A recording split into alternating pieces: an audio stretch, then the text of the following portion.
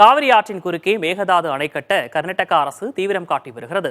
அணை கட்டுவதற்காக கர்நாடகா நீர்ப்பாசனத்துறை மாற்று நிலத்தை தேர்வு செய்திருக்கிறது.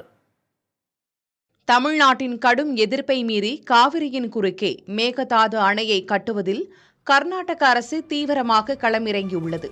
5000 ஏக்கர் வனப்பகுதியை அழித்து மேகதாது அணை கட்டுவதன் காரணமாக மத்திய சுற்றுச்சூழல் அமைச்சகம் அனுமதி வழங்காமல் இருந்து வருகிறது. இது ஒருபுறம் இருக்க, மேகதாது அணையால் மூழ்கும் 5096 ஏக்கர் நிலங்களுக்கு மாற்று நிலங்களாக சாம்ராஜ் நகர், மண்டியா, ராம்நகர் ஆகிய 3 மாவட்டங்களில் 7404 ஏக்கர் நிலங்களை தேர்வு செய்துள்ளது. இந்த திட்டத்தால் பாதிக்கப்படக்கூடிய 5 கிராமங்களைச் சேர்ந்த 233 குடும்பங்களுக்கான மாற்று இடங்களையும் கர்நாடக அரசு தேர்வு செய்துள்ளது. மேலும் மாற்று நிலம் வழங்குவது குறித்து அந்தந்த மாவட்ட ஆட்சியர் தலைமையில் கூட்டம் நடத்தப்படும் என நீர்ப்பாசனத்துறை தெரிவித்துள்ளது. அதேபோல வனப்பகுதியை அழிப்பதால் வனத்துறைக்கு மாற்று இடம் வழங்குவதற்கான பகுதியையும் கூட கர்நாடக அரசு தேர்வு செய்துள்ளது. இந்த விவரங்களை விரைவில் மத்திய சுற்றுச்சூழல் அமைச்சகத்திடம் முறைப்படி தெரிவிக்க உள்ளது.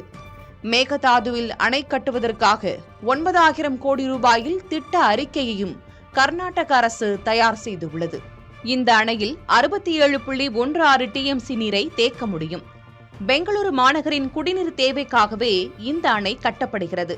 தமிழ்நாட்டுக்கான நீர் பகிர்வுக்கு எந்த பிரச்சனையும் வராது என்பது கர்நாடகாவின் வாதம். ஆனால் உரிய நீர் பகிர்வை கர்நாடகா ஒருபோதும் திறந்துவிட்டதே கிடையாது என்பதால் இந்த புதிய அணைக்கு தமிழ்நாடு அரசு எதிர்ப்பு தெரிவித்து வருகிறது.